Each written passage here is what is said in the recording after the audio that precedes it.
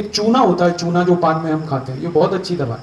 माताओं के एड़ी में दर्द होता है तो पान वाला चूना खाया करो, दही में डाल के। कनक के दाने के बराबर चूना दही में डालो आधा कप में और खा जाओ। लस्सी में मिला के पी लो, एड़ी का दर्द ठीक कर देता है।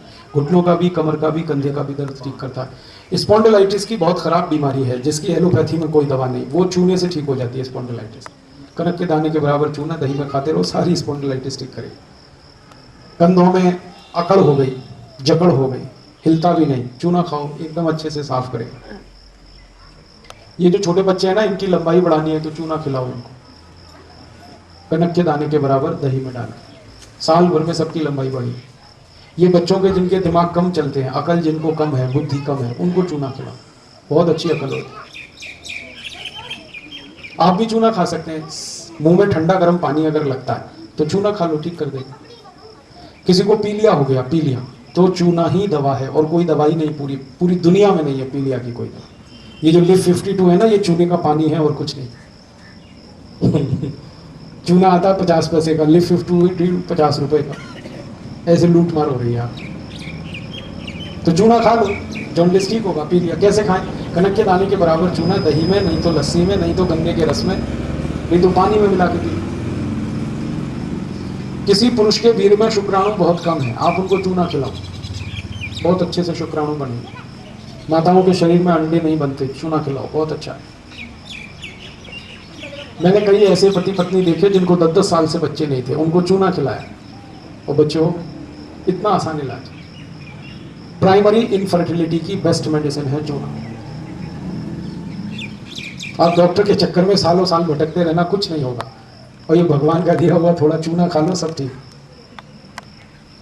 और चूना बहुत सस्ता है, कहीं भी मिलता है, पान की दुकान पे खरीद लो। मैंने देखा चूने से 70 बीमारियां ठीक होती। इसलिए मैं आजकल सबको कहता हूं चूना खाओ, चूना लगाओ मत कभी किसी को। ये चूना लगाने के लिए नहीं है, खाने के लिए। माता इसको याद रखें, जब उम्र 45 साल की होती है किसी माँ की, 45 या 50 की, तो मासिक धर्म बंद होता है। फिर उसके बाद मेनोपॉज पीरियड शुरू होता है। उस समय माताओं को जितनी तकलीफ है वो सब चूने से ठीक हो जाती है। और कोई माँ गर्भावस्था में है और आप चाहते हो कि उसका बच्चा स्वस्थ हो, तंदुरुस्त हो, नॉर्मल डिलीवरी हो, तो उस माँ को जरूर चूना खिलाओ। कनक के दाने के बराबर चूना रोज सवेरे दही में मिला के पिलाओ। और माँ को जो गर्भावस्था में है, रात को दूध में घी मिला के दे दो, तो बच्चा नॉर्मल डिलीवरी से होगा, स्वस्थ होगा, तंदुरुस्त होगा।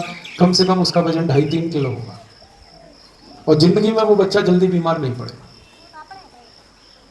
शरीर भी स्वस्थ, दिमाग भी स्वस्थ। चूना ऐसी अद्भुत चीज है। अब मुझे समझ में आया, हमारे पुराने जमाने के जो बुजुर्ग थे वो घर में एक पानदान रखते थे। सबके घर में पान और चूना रहता था। जब भी खाना खाया वो पान में चूना लगा के खा लिया। कोई अतिथि आया उसको खिला दिया। अब मेरे समझ में आया वो कितने होशियार लोग थे। तो आप भी करो, ये पान खाओ चूने का, कत्था मत लगाना उसमें, खाली चूना लगा के, बहुत बढ़िया चीज़ है। बाल अगर किसी को मजबूत करने हैं तो चूना खाओ, आंखें ठीक रखनी है तो चूना खाओ, शरीर ठीक रखना है तो चूना खाओ। चूना रेजिस्टेंस बढ़ाता है, हड्डियों को मजबूत करता है। चूना खून बढ़ाता है, किसी को खून कम बनता है, चूना खिला दो, खून बहुत अच्छे से बने। एनीमिया के पेशेंट को मैं जो है ना, अनार के रस में चूना पिलाता हूँ, बहुत तेजी से खून बढ़ता है।